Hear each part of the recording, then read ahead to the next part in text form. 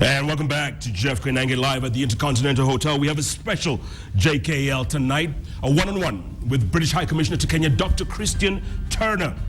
He's in his third out of 4 years and commenting everything about UK-Kenya relations, insecurity in the country, travel advisories, you name it. Keep tweeting at HCC Turner, at Koinange Jeff. The hashtag is JKL. And Balozi, if I may read just one or two tweets. Balinesh Khadi says, ask Daktari, what are you a PhD in? That's what they're asking. History. In history? Yeah. Okay. If you can't understand the past, how can you know what the present is doing? How can you plan for the future? Or something like that. Abdullah says, Kenya and UK will always be strong forever in the fight against terrorism. I agree. And then a lot of people are commenting about how cute you are, but let's move along. Can we ask my wife not to be on Twitter tonight, please? Before the break, someone else is asking to comment your thoughts about corruption in Kenya. I'll get to corruption in a moment. Come on to that. British Army Training Unit Kenya, yes. Batuk. Yes. 3,000 troops every rotation. Yep. About 10,000 troops a year. Yep. That agreement has been going on for several years, but it hasn't been renewed yet, yes? It's been going on for about 40 years. 40 years. Yep. But the last term has not been re-upped, if you will. Well, that's not quite right, and I'm pleased to say it has been rolled over. Mm-hmm. So what has happened is we've been negotiating, these agreements run for 5 or 10 years, and the last one expired on the 21st of April. And in advance of that, have been negotiating a new one, and this was the first time after the Constitution. So all the lawyers had to work very hard to make sure that the new agreement accorded with the Constitution of Kenya, respected that Constitution and was absolutely aligned with it, but also was in line with British laws. And when is that going to be signed?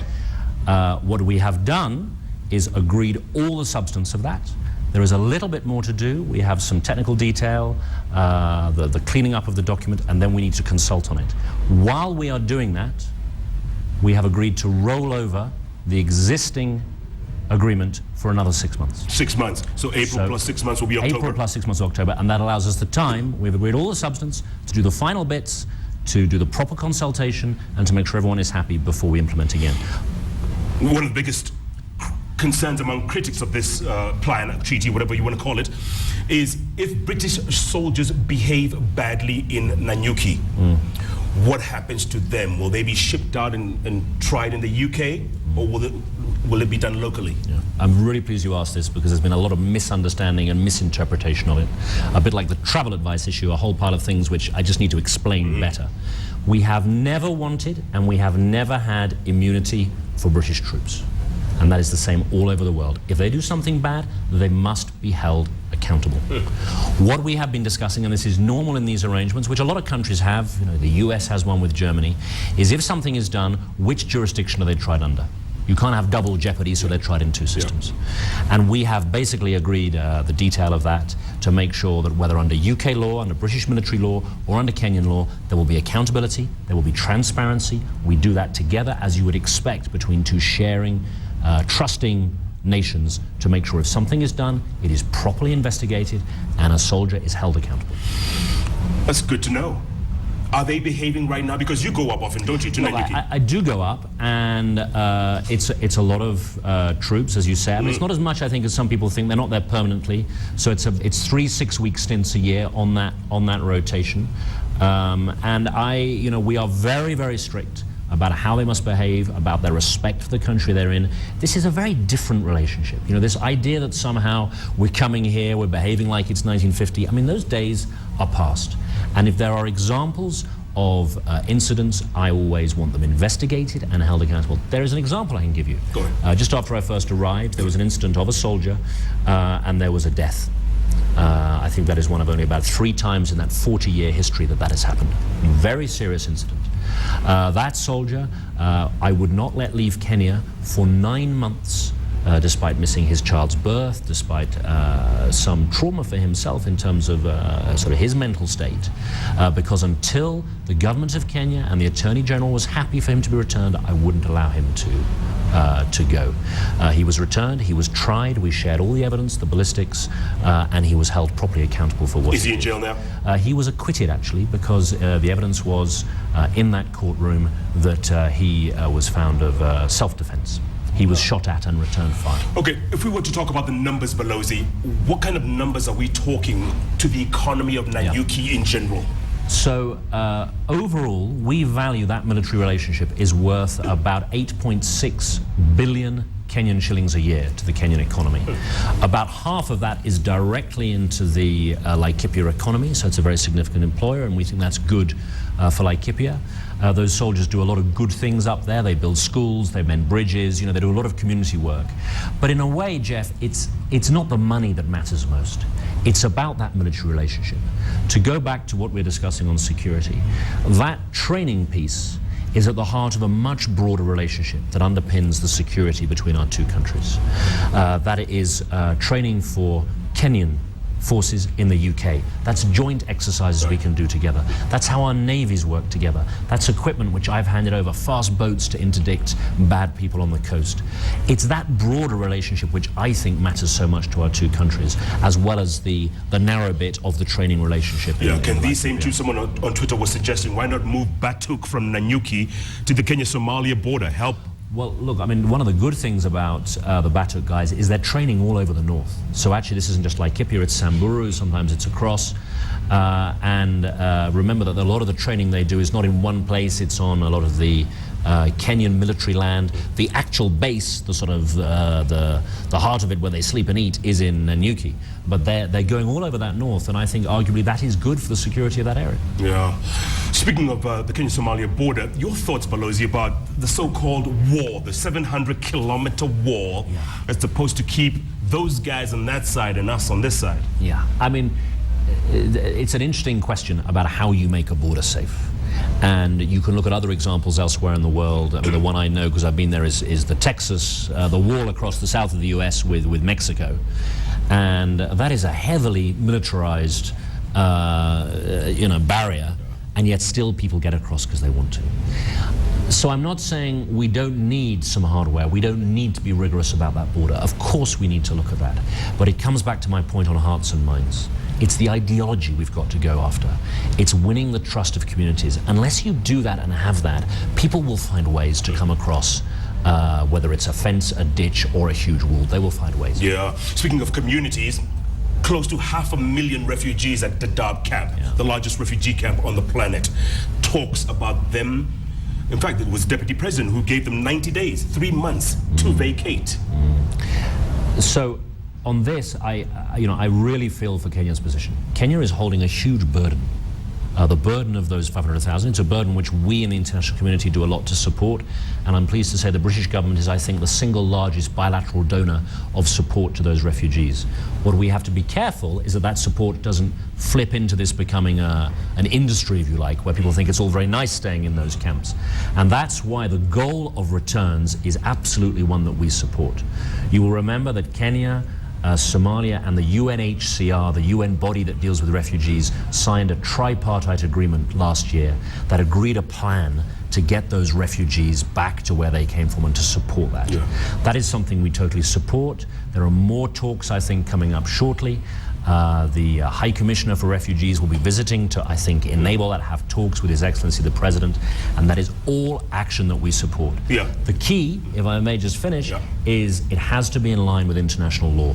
And refugee law internationally is very, very clear. You cannot force refugees to go back. There's a French word they use called refoulement. If it's forced return, that is illegal. So we have got to work together to make the conditions so we can get those refugees out of those camps and stop the burden on Kenya. Yeah, in 90 days or 3 months is pretty unrealistic, don't you think? I mean, it's like an exodus. It's like you know. Look, logistically, that I think, from my understanding, I'm not a deep expert in it, that looks tough. And I think we should also be honest, the security threat that we're talking about, I'm not saying there are not bad security elements in camps like Dadaab that we must tackle, but I don't think it's necessarily the prime source of the threat against Kenyans at present. Yeah, speaking of threat, we're talking about travel advisories, and someone was asking on Twitter, is the travel advisory by the UK government, is it a blanket advisory across Kenya? No, I'm pleased you asked that, because there is this perception that we're saying, don't go to Kenya, Kenya's burning.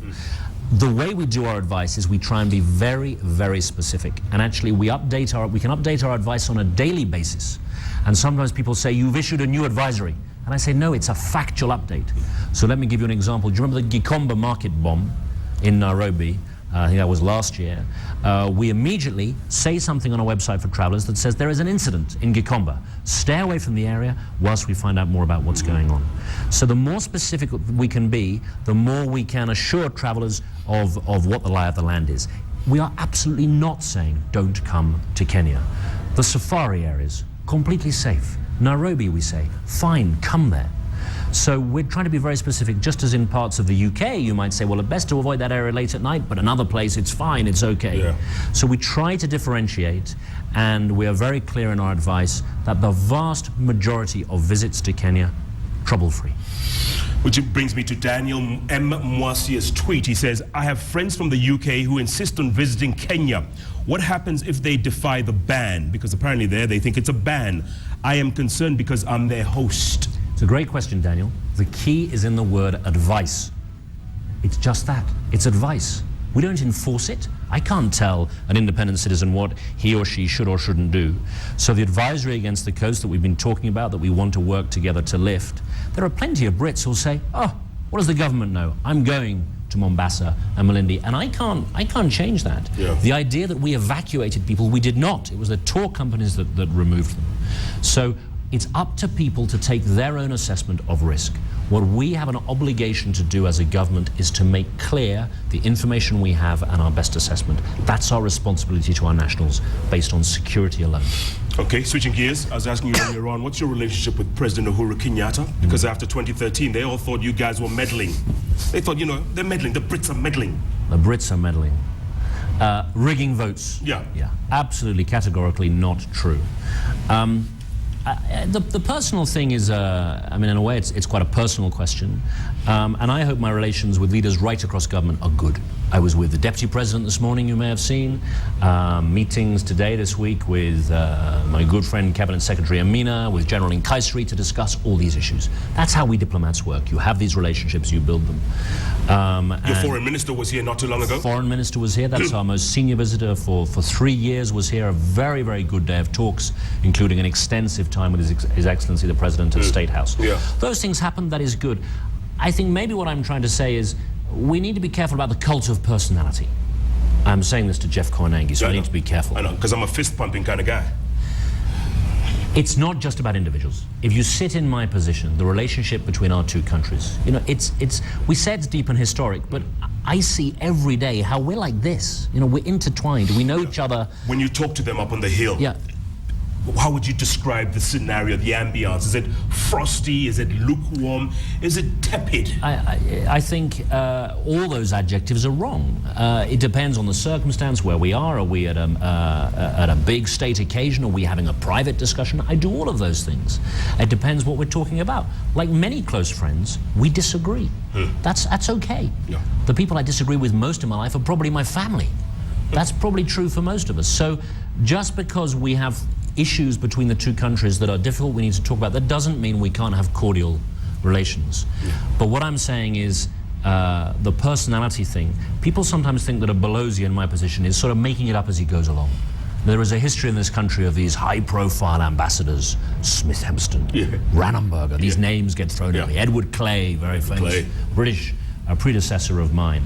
And what I'm trying to say is that in my position, I'm implementing the policy of my government. So the travel advice decision, that was taken not by me, but by my Prime Minister and ministers in London. And what I am doing is trying to represent and explain the views of my government to my Kenyan counterparts, and just as importantly, do the same in reverse. Yeah. Who is the person around the Prime Minister's table in London who is arguing for Kenyan interests? That's me. That's you. So the Balozis are Kenya's biggest advocates and friends if we get that relationship. So right. are you the one who brought in Tony Blair to advise the government? Are you the one? Tony, I did used to work for Tony Blair. You did. You were one of his in his strategy unit. But Tony Blair is now a private individual. He's a private citizen. He's not of the British government, and he is, as you have seen, is doing this work with State House on delivery. And I think that's a good thing. Blair has experience from his time in government, how to get the machine working, how to ensure delivery. And I think anyone who's going to work with the government of Kenya on that's good. We want delivery to happen. Yeah. Explain something to me real quick. Why was the visa or the consulate office moved from Nairobi to Pretoria? A lot of people have been complaining. I send my passport, it takes like 3 months. Yeah, I love this question. It's another example, Jeff, of one of the best things about this town is if we can have a good story or a conspiracy, we far prefer it to the slightly boring reality. The truth on the visa issue is very simple. Nothing has changed. You, as a Kenyan citizen, you go to get your visa, you go to our very good offices up at Westlands and you apply and it comes back. Normal times. 15 working days is our standard turnaround. We have a premium service if it's urgent or you're a business traveler. And frankly, the feedback I get, people say it's one of the best visa services in town. We process about 40,000 a year. You do not wait 3 months. It really does, it works. Guaranteed. Guaranteed. 15 working days. That's what we try and aim for. Now, occasionally there are slip-ups, but it's about 98% of visas get processed in that time. If, you may remember, hashtag visa denied. Yes. If... Oh, my good friend Jackson Biko. What a great writer. Is he watching? If he is, hello, Jackson. The point is, if you apply in plenty of time and you give all the paperwork you're supposed to and fill in the form correctly, it all works. We have border controls. We've talked about the border. Every country wants border controls. We also want visitors. I want more Kenyans coming to the UK. I want more visitors. I want more students, just as I want the same in reverse. More businesses coming to Kenya, more tourists. We still have the largest numbers. I want to see that increase. The thing which changed, which got everyone very excited and said, there's a conspiracy, it's a political message, is that we made some changes globally to how we operate our visa system, and it was about cost savings. Remember, we've got a recession in the UK. Our growth is nowhere near as good as Kenyan growth, and we're trying to save money in government. And one of the things we did is we grouped together a lot of our processing. Rather than having 10 offices all across Africa, we grouped a lot of that back office function in Pretoria. So the back office function has changed where some of the things are processed, but your service, Kenyans being able to apply here, they still can, and that is a good service. Yeah, okay, speaking of service, it looks like you all, and when I say you all, I mean the West, is busy playing catch up with Kenya, because Kenya, like other African countries, decided to look east. China has become our best pal, best buddy, bosom buddy, you name it. You guys think, has it affected relations between you all and us? No, look, this is another one that I think is a wonderful story, but it doesn't really reflect the reality of the modern world. People say to me, Balozi, aren't you worried that the Chinese are eating your breakfast? I mean, first of all, look at the figures. Look at the business figures. In terms of balance of trade, imports, exports, whichever way you cut it, we are still one of the largest trading partners for Kenya. Last set of figures were about 175 billion of bilateral trade a year. Huge amounts going on. You know my figures on the companies. 2 largest private sector employers in the country, British-based companies. I was last night with the chief executive of a very good global firm headquartered in the UK, Diageo. They own East African breweries. They pay 5% of the Kenyan government's tax revenue. 5%. Wow. So we are, once again, we are deeply intertwined. And it just doesn't reflect the modern world. This isn't the great game of the 1890s. This isn't the Cold War. There isn't some competition to carve up spheres of influence. And I think the president puts this very well. He says Kenya will treat all its friends equally. Chinese investment in Kenya is a good thing. Kenya needs that investment. I welcome it. That brings growth and jobs. That benefits British companies. So bring it in. That's fine. But it's not some competition. Yeah, good point. In fact, I can just see tomorrow's headline. UK ambassador says Chinese investment in Kenya is good. Nice one. We're going to take a break, come back, talk about corruption. We haven't talked about that. List of shame. List of shame. They're going home. Chicken Gate. And also the future of you. Are you going to stay around another couple of years? If you'll have me. Let me call. No. Jeff Koinange Live. Keep tweeting at HCC Turner, at Koinange Jeff. The hashtag is JKL. And JKL will be back in a moment.